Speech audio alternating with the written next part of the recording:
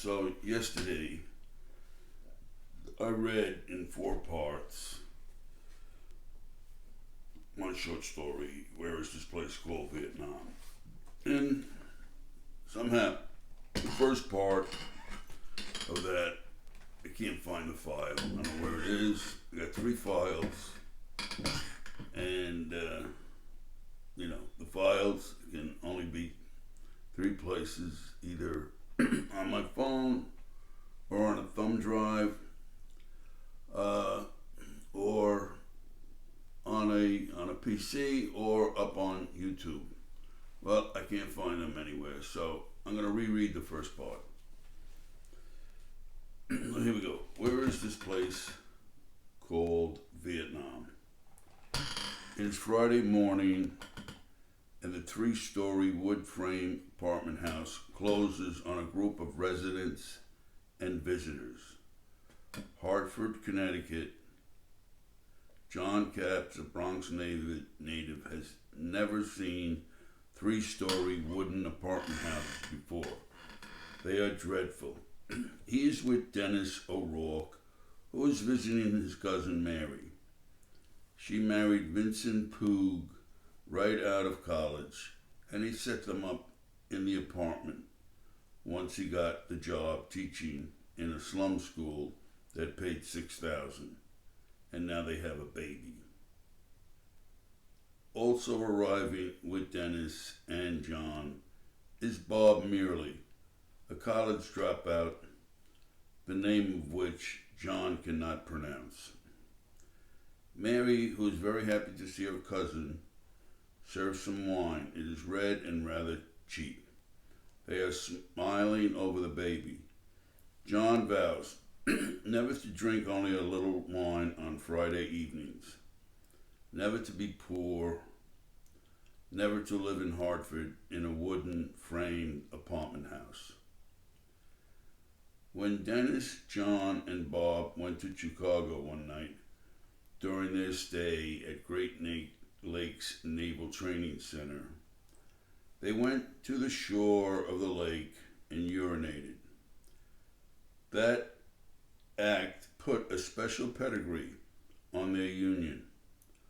Also in Chicago, Bob taught Dennis and John how to soak a cigar in a glass of beer and then smoke it. Bob's talents were legion. After drinking all night, he could pick up a prostitute, spend the night in a flea-bag hotel, and never soil his underwear. Dennis lived in Brooklyn, New York.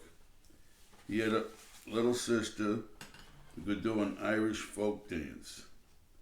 His grandfather got very excited when she danced, but Dennis was poor except for his native intelligence, which is much greater than those around him. John was full of impressions that filtered deep into his soul from the external world. For example, he knew it was 1964. He had joined the Navy a year ago. The Navy had sent him and his friends to a missile school. He and his friends drank a lot. Having only 1 or 2 glasses of wine caused one's ears to ring, and further caused a tingling sensation in the temples and cheeks, which was not a pleasant experience. With all the new things he was learning, he would one day be a worldly philosopher. Missile school starts with the fundamentals. There is an atom. It has electrons in orbits, and when they jump orbit, it takes energy to do that. But also, a package of energy known as a gamma ray may be given off. And missile school talks about X-rays, which are no more than electrons. The missile technicians have learned about electrons. The missile technicians, having learned about electrons, can now apply that knowledge to tubes and transistors, which make the missiles go. The missiles, guided by a computer, that gets its fixings from the stars. John took the learning seriously. Dennis was pissed off because he wanted to study poetry. Bob could have given a shit. The three friends had stopped in Hartford on their way back from missile school. Many years later, John went back to Hartford. Every wooden frame house with wooden porches and clothes hanging outside to dry reminded him of Vinnie and Mary's apartment, although by then he did not remember their names. I Want to Hold Your Hand was playing at a party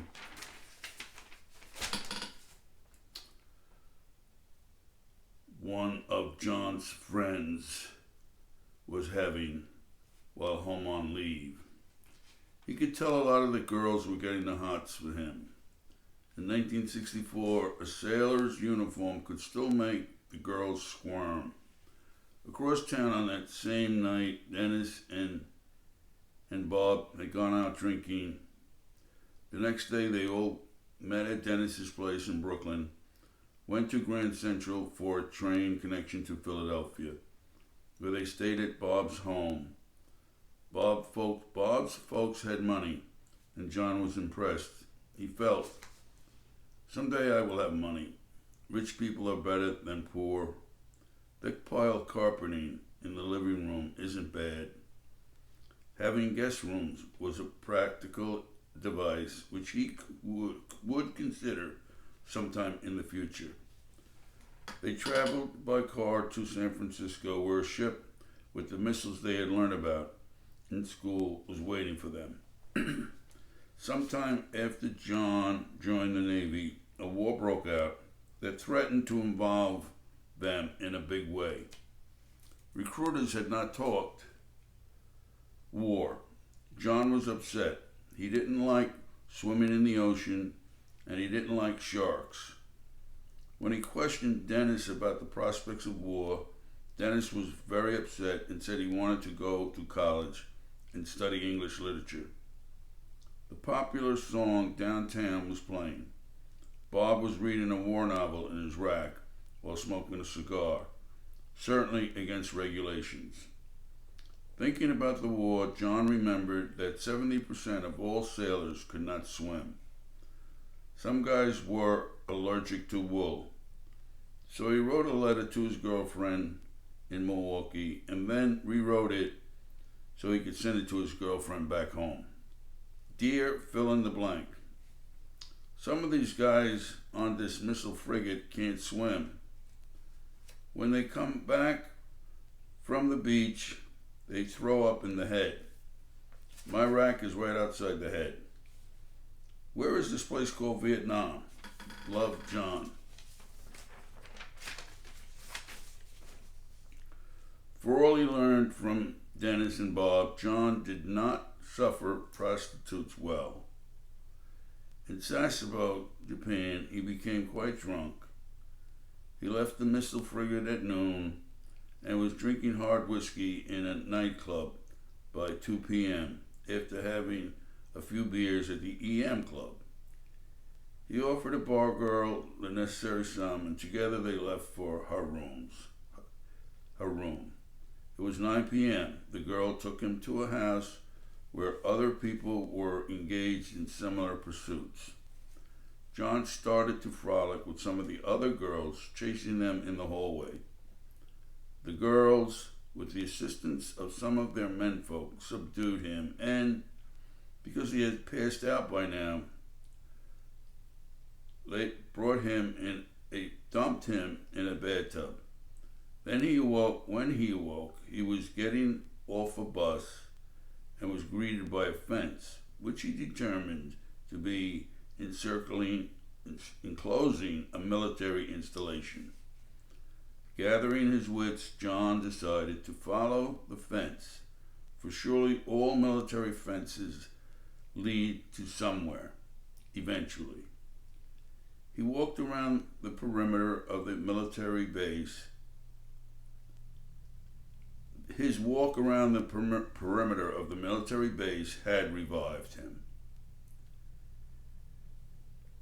The MP on guard returned John's crisp salute with one just as smart. Below decks, the chow line had started to form. During breakfast, John was engaged in conversation with himself. I feel like I was on the floor of a bus. I don't remember fucking anybody. Hope I don't get the clap. Shit. No one took my wallet. After breakfast, John went aft to the berthing area. He talked with Dennis and Bob. They had stayed aboard, opting to save their money for Hong Kong, which no doubt would be choice partying. John hadn't planned that far ahead. As he liked to say, you had to get there first. That's the end of that first part.